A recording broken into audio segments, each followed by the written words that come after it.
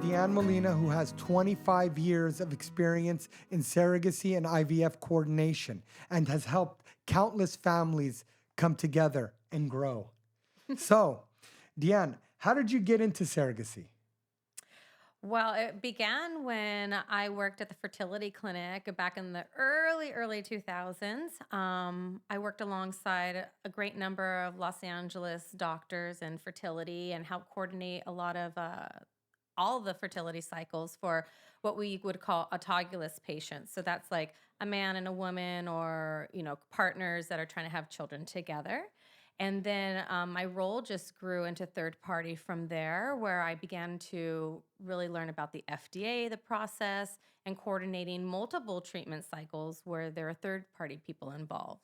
So, treatment cycles, tell me, what does that even mean? Yeah, so like for patients who are trying to get pregnant through the means of in vitro fertilization or artificial insemination, that's where I first began and got all my experience in fertility and really understanding why doctors are implementing certain protocols, or how a woman's body really just works in reproduction. It's quite fascinating. You don't go to school and learn these type of things. Like I've trained multiple nurses, nurse practitioners, Oh, physicians really? assistants, even doctors coming straight out of residency, because it is truly a specialty. Oh, wow. And what made you stay in the field for over 25 years? I Because, love it. I love it. I mean, the best thing is bringing home a baby. So just really getting to know a lot of our patients, because it's not like you go to the doctor for a common cold and you see a patient once every 6 months or every year. Like I would grow relationships with our patients, because we would see them for months on end, sometimes years, depending on how long it took them to achieve their success of having their family, or even when them coming back because they wanted siblings. And I just love oh, wow. that interaction with patients, seeing, the end result, gathering, getting that type of relationship. I mean, to be quite honest, like I have friends on Facebook that I helped them have their first baby in like 2002, Oh, 2003. wow. And I seen their children grow through social media, Wow. and just, when like happy birthday posts and just saying like, "Oh, happy birthday." And they're like, "They wouldn't be here without you," or "She wouldn't be here What without a you." And it's blessing. Yeah. it's so rewarding. It sounds very fulfilling. It is. Seriously. What changed the most since you started in the industry? Like, Oh gosh, science, science. I mean, we're talking about, we used to do embryo transfers blindly and openly, to where numbers of embryos would be transferred at a time. That's how we got a lot of multiples being born in the earlier days of fertility. To seeing the science of genetic testing on embryos to weed out the healthy embryos versus normal embryos, to where we can now selectively transfer one embryo at a time. So that way it increases the chances of a healthy long-term singleton pregnancy. instead of multiple trips for It's trying again and again because of failed failed, yeah. attempts, or like you said, dropping in multiple eggs and then hoping one sticks and you end up with twins or Yeah, triplets. or more. Yeah. I've seen quads, I've seen Wow. quints. Wow. Yeah, so definitely Wow. the science in that. Quads. You're like, I want a kid. Here's a 4-pack. Oh yeah, like I remember in the earlier years, before the testing, a couple came in to expand their family. They had one baby, and I wasn't there for the first cycle for their first baby, but they came back, and so the doctor said, "Well, we're going to mimic exactly what you did the first time, because it worked, and you had a successful pregnancy. You delivered your baby, very healthy." And again, this was before testing. So we transferred 4 embryos, and 4 embryos took. Stuck. Yeah. Oh, wow. So it is, you never know what you're going to get. You can Yeah. only control so much. And then so that's why the science is so much better today. so much better today. Yeah. Yeah, And then even preserving women's fertility. I mean, I remember the beginning stages when egg freezing was experimental, and Yeah. people started to promote it. And I remember going like, I don't know about this, being naive in science as it is. And then really just seeing the outcome, and how egg freezing helps women preserve their fertility so they can continue going on their career goal or whatever their family or life plan is.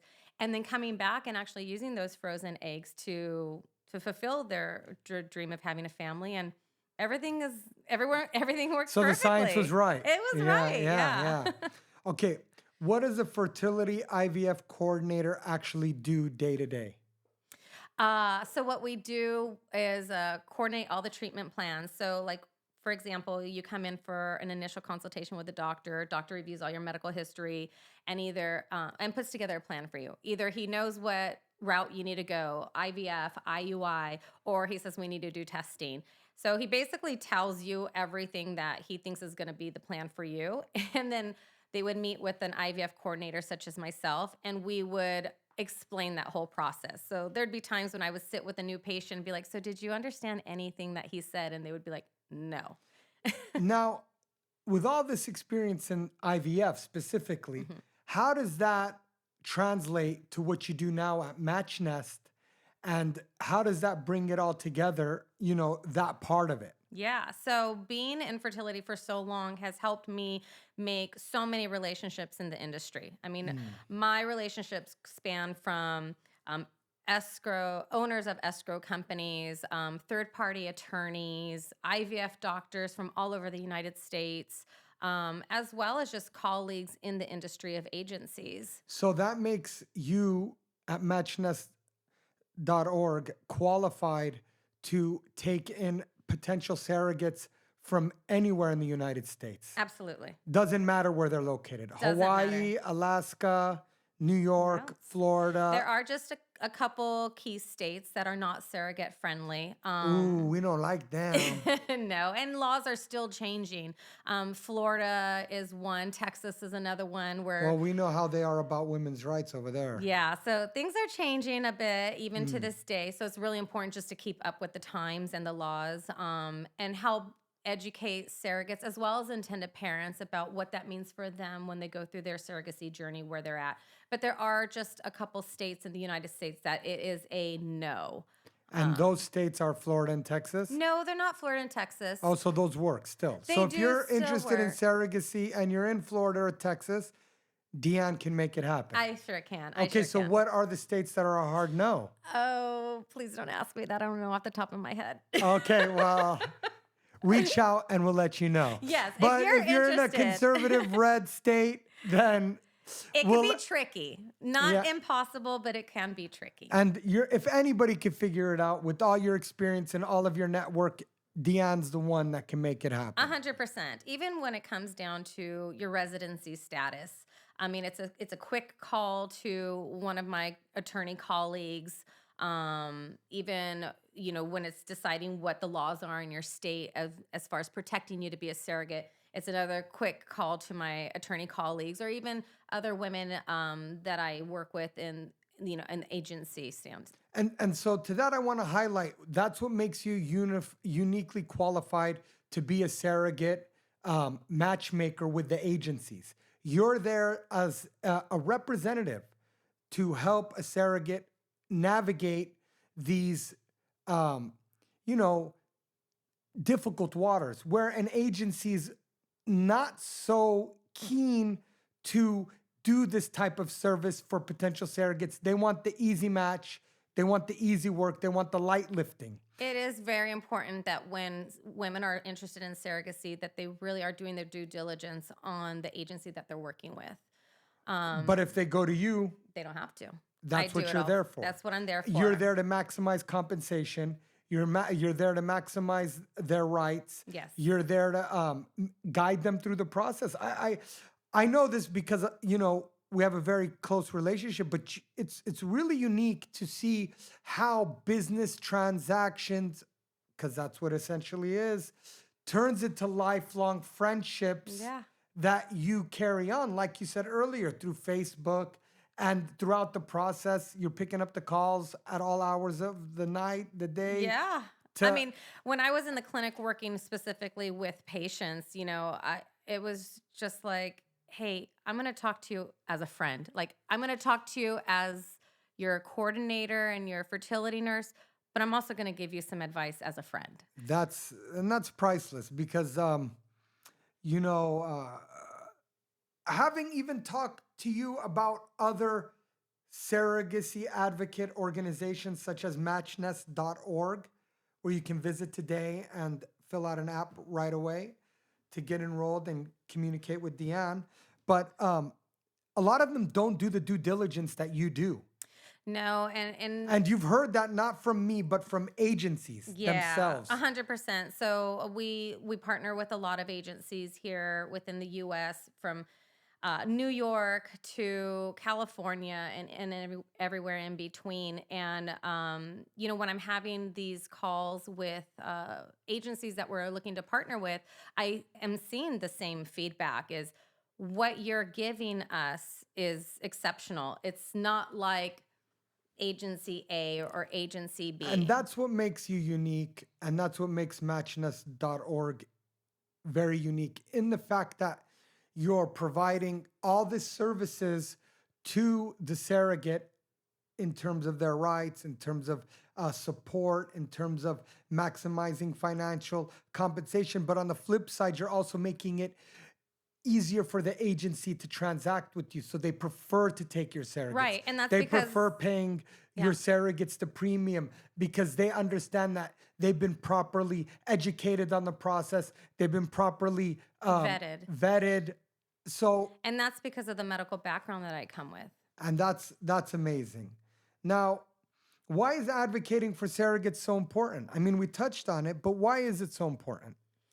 I think it's important because it just brings so much to the table for everybody involved. I mean, women that are looking to give back, they enjoy pregnancy. They would love to do this for someone else. Like a lot of the times I talk to women and they often say, I've reached out to my family members who are struggling and I've offered, to be their surrogate, or I've offered to be their egg donor. And for whatever reason, the family member didn't take them up on the offer. And then they start thinking, well, if I was going to do it for my family, why shouldn't I do it for somebody else? Yeah. Right? And they're probably going to get better compensation They will definitely get better compensation. Family discount. Yeah, exactly. So there's so much that you get fulfilled in becoming a surrogate, spiritually, emotionally, financially. And that's to help create a better life for you and your own family, as well as giving life for somebody else. And that's really what's truly remarkable about the whole thing, and advocacy is so important. And I believe you do an excellent job. And that's why you get so many referrals.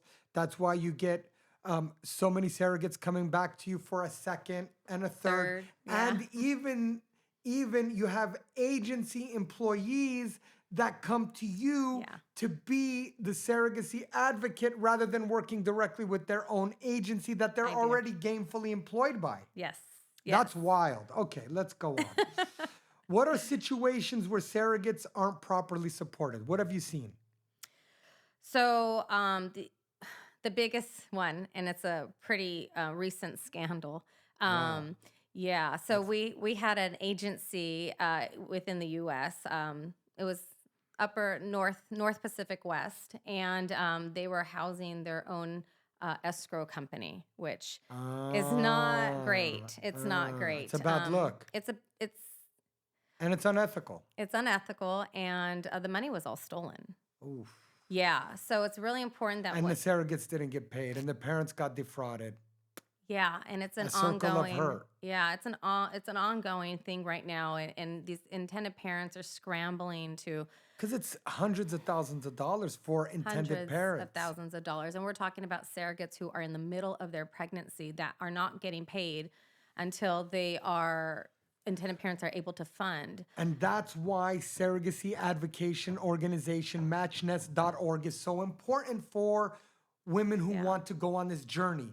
You want to do it yourself, you want to vet the agency yourself, you can find yourself in this kind of a situation where you're stepping in and you know the agencies, you know their history, you know they're working properly through the proper channels of escrow outside of the agency.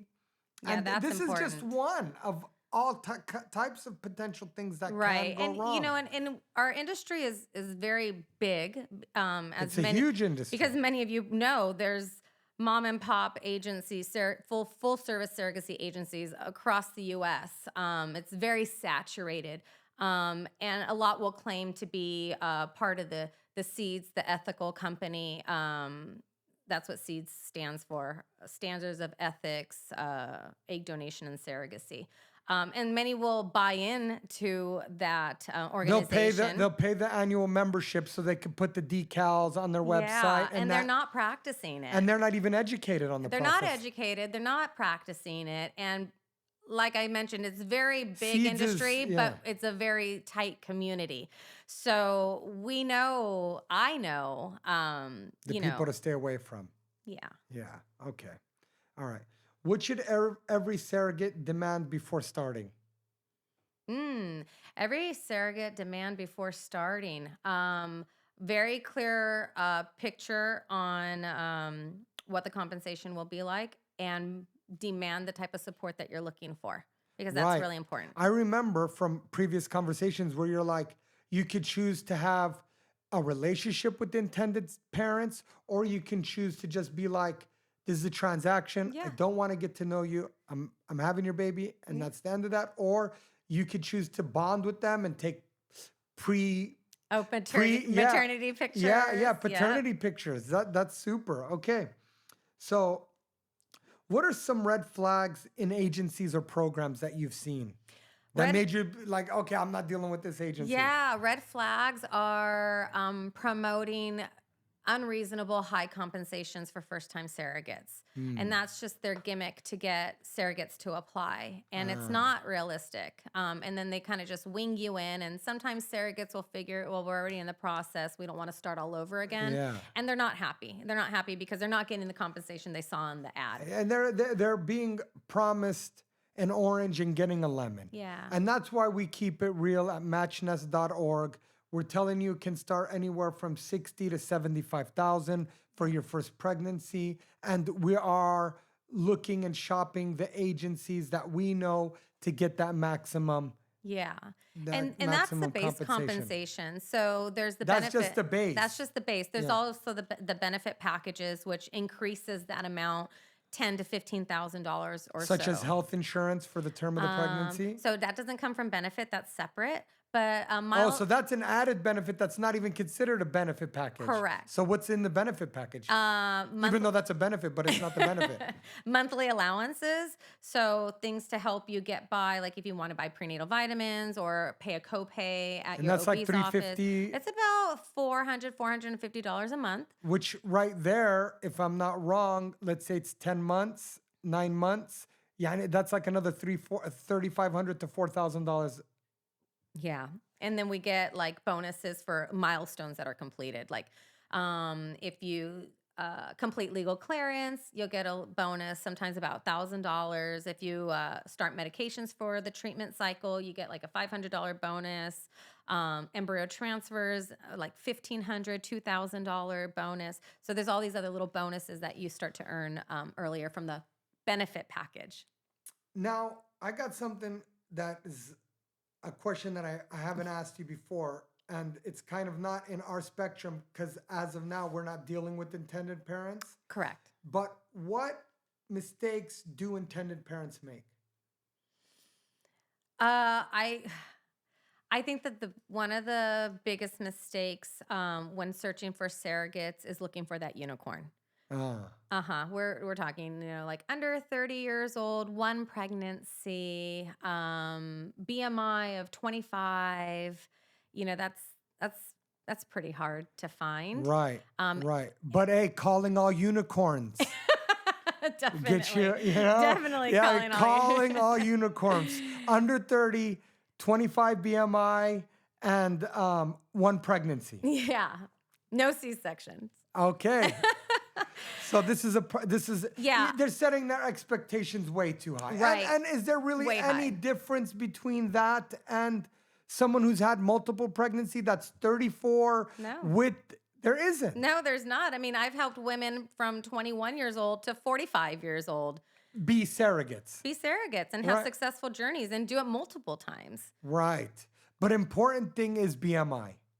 BMI, yeah, because then that sets you for a healthy pregnancy. Because we're Yeah. trying to stay away from high blood pressure and gestation, yeah, Diabetes. diabetes, Yeah. things like that. I've But seen another, that. the thing too is when intended parents start to put their restrictions on who they want helping them grow their family, that's when you have like the long term waiting list. Yeah, it's just an unnecessary I believe, artificial demand. It's yeah, like it's not going to do you any better because yeah, it's not their egg, it's not their seed, it's not they're, a healthy woman right, who's going to have your baby. Doesn't matter their age, doesn't matter their experience, whether they had one yeah, baby or three babies. yeah. Yeah.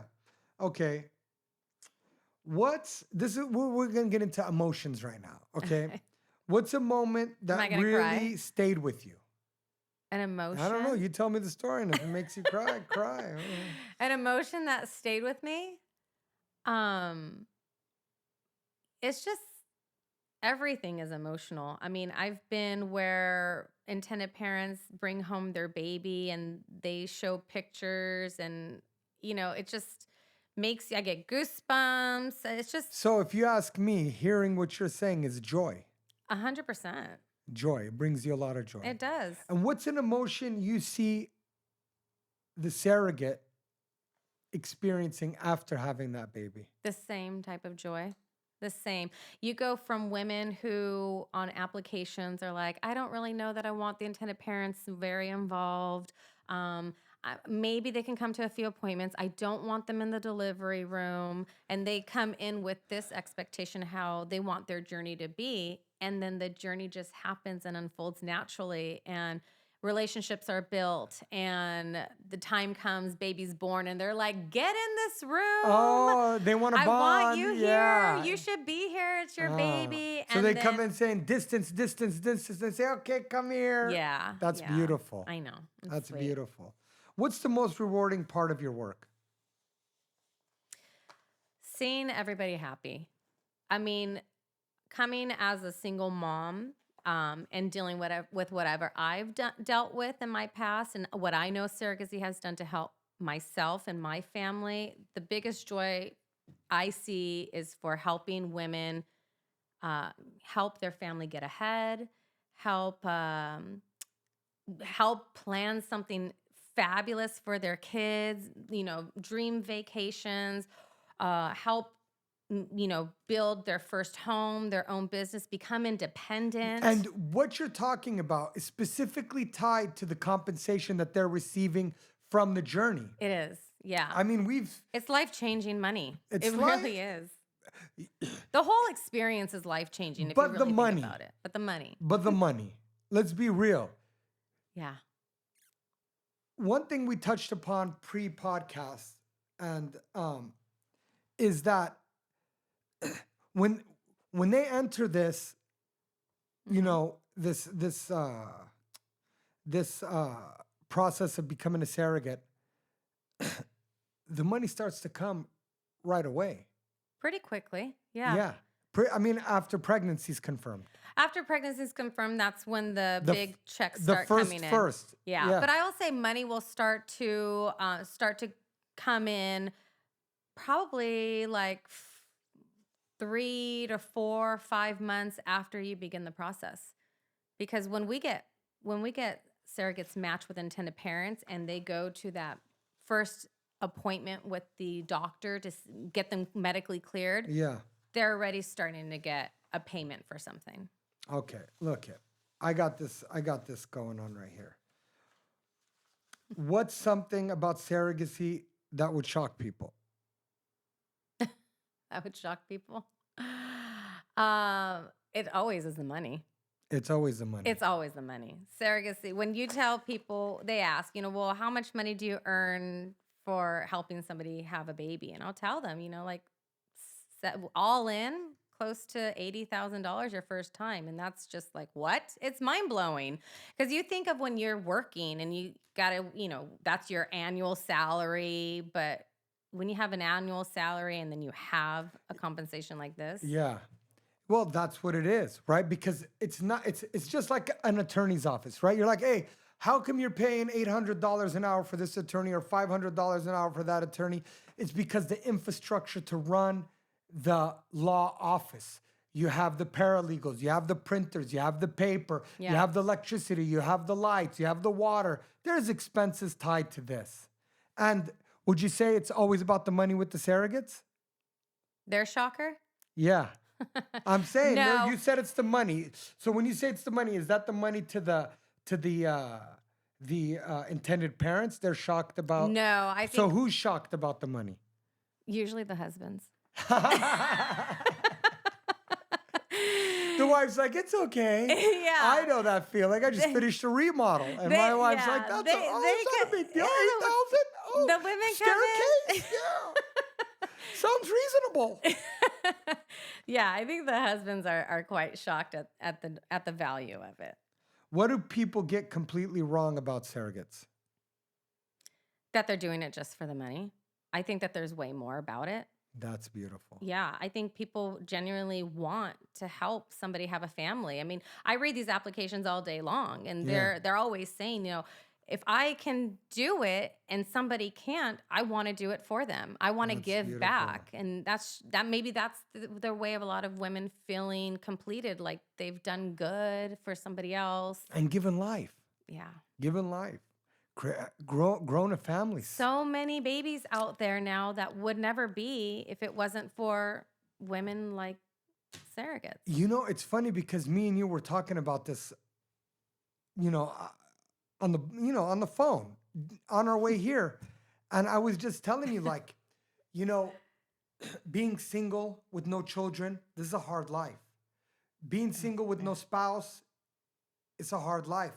Being single, because you're alone, and when you're alone, it's loneliness. I mean, it's just a drag. And even being a couple without children, I can imagine. It's beautiful in that you and your significant other are tied up and happy with each other. But it's Like a there's missing got to be. piece. I don't know. I just can't imagine. I'm a father of 4. You're a mother of 5. I can't imagine wanting a family and not being able to have Oh, that. this is a curse.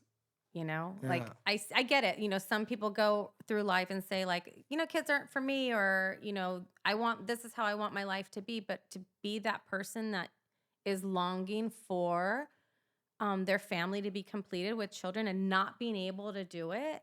I love kids so much that I'm actually like, how many times have I asked you, how much can I get it done for? I was like, we'll find the egg donor, we'll find the surrogate. I know. But my wife is like, as long as I don't gotta have the kids, I'll do it. I mean, babies are such a blessing. I'm scared of an empty home. I don't want to Yeah. be an empty nester. Just me and my wife alone, she'll drive me freaking crazy. I'll be a head banger against the wall. My youngest, obviously they don't know what it's like to be an older sibling or have babies around because they're the last ones. The twins. The and boys. The boys. They're so handsome. After They're that, so they have the cute. boys. And they've asked me when they were younger to have more, can we have another one? Mom, have another one? And I'm like, I can't, not now. But I had the greatest gift and joy, back in February, so a couple months ago. I got to take home a newly delivered baby. Oh, that's right. Because the surrogates were on vacation. No, the intended parents were on vacation, and the baby came early. Baby came early. Intended parents live out of the country and were on vacation. And it was like, she had an appointment and she's like, I have to be induced tomorrow. They're inducing me. And by the time we get to the intended parents, it's nighttime here, no time for planning. And then so much goes involved when you're traveling internationally. So we had to put a temporary guardian in place. And of course I was like, I'll do it. Oh my God. Babies. So you took the baby home? I was there for delivery. I took the baby home. Wow. Took the baby to the first pediatrician appointment. how beautiful. Oh my gosh, it was so fun. And You my know what's boys crazy? loved it. You know They what's loved it. crazy? There's really a thing called the new baby smell. Oh my gosh. I love that. I love It is. I was like beautiful little angel holding just her, coming just out. Oh, it was a girl? it was a little girl. Oh, Yeah, she I was the love it. I have 3 sweetest little girls. thing. That's how And I much I kept love telling her, girls. telling my youngest daughter, she looks like you. She looks like you because she was half Asian, and I always Yeah. said that my daughter looks like she's half Asian, and I'm like, look, she looks like you. Oh, she was the sweetest. The boys just loved having her there, and of course they were like, I can't believe you're gonna just give her away in 3 days. How can you do that, Mom? And I'm like, she's not ours. Yeah, yeah. Can you do this, Mom? Can you get a surrogate and have another baby for Yeah. us? You're like, let me finish raising you guys. You guys are a handful. Oh my gosh, yes. Those boys, they tear it up. They do. Okay, back to it. What should someone never do in the process? Surrogate, intended parent, I don't know how you want to, Control. Control. Control. I've always seen, and even in just fertility itself, helping couples, achieve pregnancy themselves and in like IVF, and now in third party and surrogacy is the control. The more you try to control the situation, I feel like it falls apart. Yeah. You have to just let it flow naturally. Have some guidelines that you're hoping to do, but not everybody is going to say, well, I'm going to be a surrogate. I'm going to have a transfer by August. I want to deliver by May. And it works out. I mean, it worked out like that for me. Yeah. But it doesn't always work out that way at all. You had an experience where intended parents just walked away from everything because they said it Yeah. was taking too long. Yeah, I And did. and everyone was shocked. And it's Yeah, I was shocked. I was disappointed. Because when you think of the whole spectrum, like you're bringing a life to be. This is not like ordering a pizza. right, This is, takes time. this is It takes time. And it's the same thing with the And for women too, the surrogates, it may not work the first time. It may not work the second time, but give it some time because there's nothing wrong with you. You've had babies, you've had deliveries full term. There's nothing wrong with you. And so control. Don't try to control it. Just be part of the process. Have a timeline set. Have your goals set, but don't try to force it Right. to be a certain way. Just let things happen. And it's funny you say that because away from this topic, but in business in general, I realized the more I tried to be like with contractors or with employees this is how it's got to be done. That was my way of doing it before, or even putting the pressure on myself. Like I got to execute. They need this project got to get done in this timeline.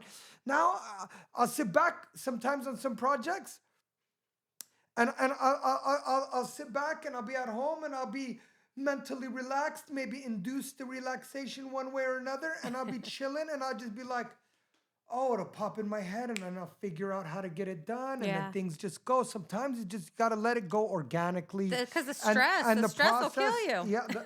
The stress will kill you, but also you just got to let things happen the way it's going to happen. You're working in that direction. You're going to get what you want. You're going to get fulfilled. Like I said, there's only so much we can control, even with science. Chill. Just even with chill. science. That's the point. Surrogates, intended parents, just chill. Pay the bill and chill.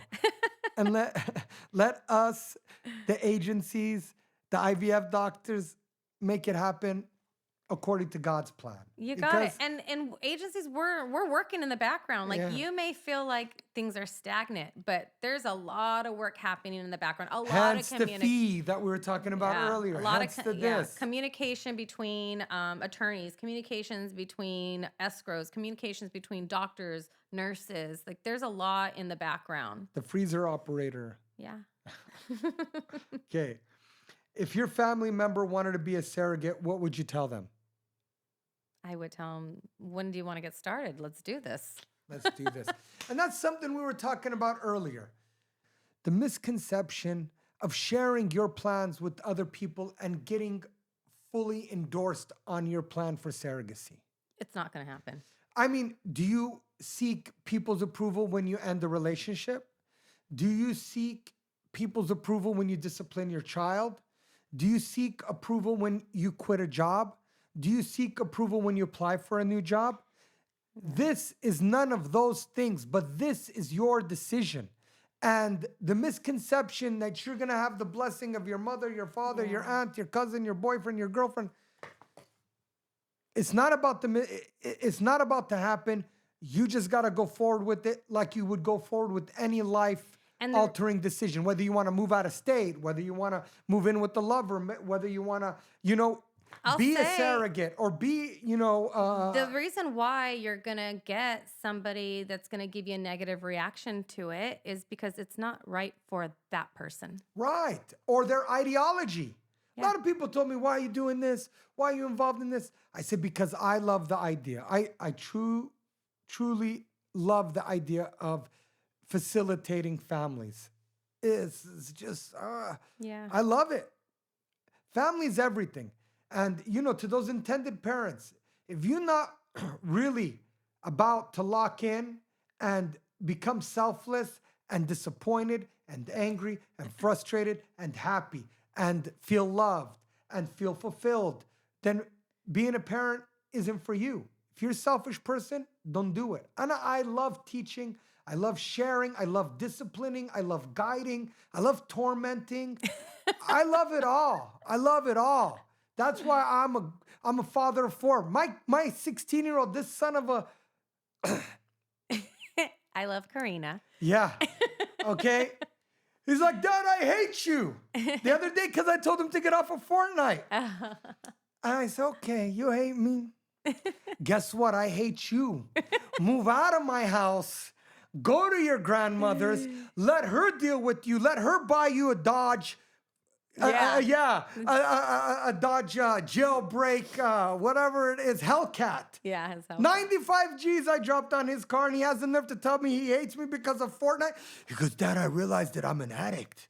I go, yes, this is your first interaction with addiction, and you need to know how to control it. And we went into a deep conversation about it and how he's got to learn how to, more importantly than his passion for Fortnite and his passion for the game and wanting to stay locked in, he's got to learn how to react to uncomfortable situations in a better way. Yeah. If his feet are held to the fire, not by me, but by a teacher, by a truancy officer, or in adulthood by an employee, because I'm teaching my kids to be bosses, or, a vendor, or, you got to handle it in a way that is not, I hate you. It's, I don't understand why you're making me get off the game, but I'm going to get off so we can have this conversation about why it's so important.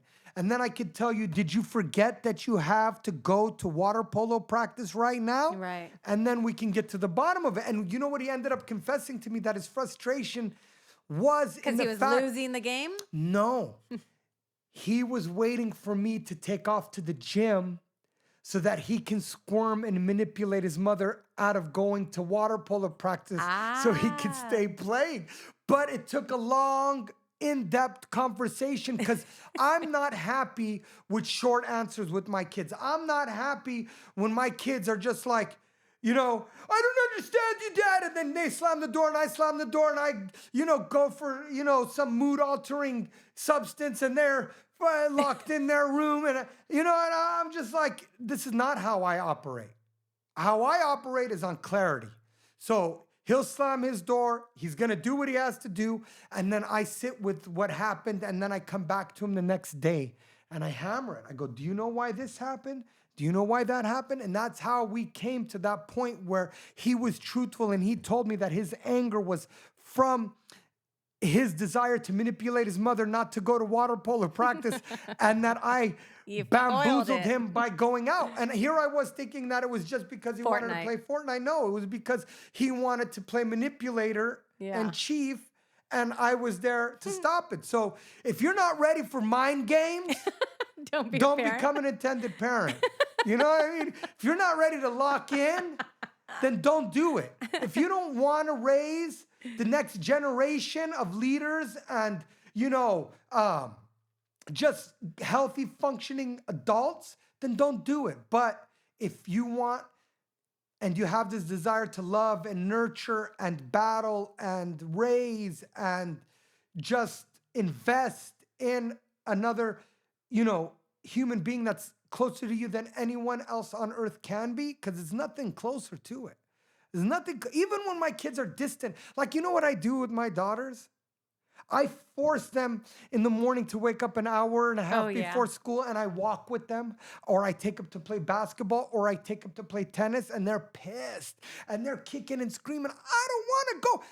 And I say, shut your mouths and get ready now, or I'm taking phones and iPads and you can stay. Yeah. No, don't take away that iPhones stuff. and iPads are gone all week. And then they get up, we go, we end up having a good time, we end up talking. Because in my mind, they're with their mother all day, or they're with their mother after school, they're with teachers during school, they're with friends at school. And I say, there's no way on earth I'm gonna let them interact with these people and not hear what I have to say, and there's no way I'm not gonna be there to listen to their stories and their struggles and their issues, because I'm the one who can help them navigate those issues. I don't want them taking it from another 10-year-old, 12-year-old, 16-year-old, 18-year-old, because they don't know shit. I know a lot, and I'm gonna help them work through it. And that's what I do. Parenting. That's parenting. And if you're not ready to lock in like that, then don't do it. If you're not willing to sacrifice the time, then don't do it. If you don't care, then don't do it. Now, surrogates, there's people like me that have this desire to raise children and can't do it because of their, medical incapability or maybe age restriction. And it's like a hell to not be able to have kids for someone like me. And this is the passion I have for it. And this is why, I encourage you. If it's something you're considering, reach out to DeAnn, do it. Don't hesitate, just do it. It's no greater inconvenience than having a kid of your own. Yeah. Truthfully. Yeah. I mean, But you get to sleep after. yeah. You know? Yeah. Oh, yeah. You're not waking up to the cries. You're not waking up to the cries. Yeah. And And women do this because they enjoy being pregnant. Yeah. They had good pregnancies. They enjoy being pregnant. One of my grandmothers had 10 kids. Ugh. She lived to 85. Wow. Another grandmother was a habitual smoker from her teen years, and she died at 88. There's something, this is my own thesis, but there's something about having numerous amounts of kids and longevity. Well, they say it keeps you young. Yeah. I mean, it's because it's mind blowing how I seen these women. You'd think that these pregnancies took so much out of them that it took away their ability for a long life. No, but it's enhanced it. 10 and 8. Yeah. My grandmother is alive and doing well, and she's 95 this year. How many kids? She had 7 children. You see? Yeah. This is a thesis of Imad Mahmoud Ali Dahdul, and if you care to study and research it, go ahead. I'm just taking a stab in the dark, and it makes sense to me. So you want to live long, have kids. Sign up to be a surrogate with DeAnn at matchnest.org. Thank you guys for joining us today. Is there anything you want to say? I do, yeah. I just want to say that Talk to the camera. Let them see your eyes. Connect. I just want to say that if you're here, it's because it's in your mind and it's in your heart. And it's a short-term commitment for a long-term benefit for everybody. And there's no greater good that you can do at this time that is going to fulfill you, your family, and another family. And just reach out, have a conversation, and let's see if it's right for you. And this is one thing I want to bring up. There's a lot of detachment after the initial interaction. Yeah, in our industry, it's always you're hurrying up to wait. So there's a lot of Come back with your questions. If you have a question for DeAnn after your initial phone call, come back to her. Talk to her about your thoughts. The worst thing you can do, like in business, right? Or just like in parenthood, the worst thing you can do is get some information and then get a mind block wall with these questions or shoot them over. Send a text. Just don't cut the communication. Don't cut yourself off from the knowledge. Stay involved in the process. If you thought it was good at one point, it's still good. You just need to get the information that you deserve to commit to the process. Yeah. It's easy. Yeah. It really is. I mean, you don't have to quit your job. No. It's not. It's you get to live at home. You're making anywhere from $60,000 to $95,000. 95 is for twins on your second pregnancy, right? You can probably get that your first pregnancy with twins. First pregnancy with twins, 95K. Yeah. Sign me up. All right. I love this topic. I love being part of this organization. Thank you for being such a great leader and Thank you. so knowledgeable. Your experience in the industry is definitely what's made matchnest.org such a success and a pinnacle, in the field for so many agencies and surrogates that seek to begin the process, start the process, and then go on to do it a second time, a third time. I mean, we've had people come up and say, because of this, I was able to save over the past 3 years $200,000 for a down payment on a home. Yeah. I was able to do this, put my kids through all of these special programs that were out of my economical boundary. Yeah. I help women who are going to do it the first time, who are going to do it second, third time, women who've gone with other agencies for their first journey and want to come back, women who work with another agency. I mean, I work with You work with you a lot all. of people that have worked with other people and decided to come to you because the referral and they hear about how you are and how things are done with you. Yeah. DeAnn, If you're like talking to another agency or even applied with another agency, there's no commitment. Yeah. Come on over to matchnest.org. Yeah. Come meet DeAnn. Find out why we are who we are and what we can do for you. That's it. Yeah, because we're all rooting for you. It's time to say goodbye because we're going to run this on forever and ever. Because we both just love the mission. So passionate. Yes, and we would love to connect with you. Thank you and goodbye. Thank you. Say goodbye.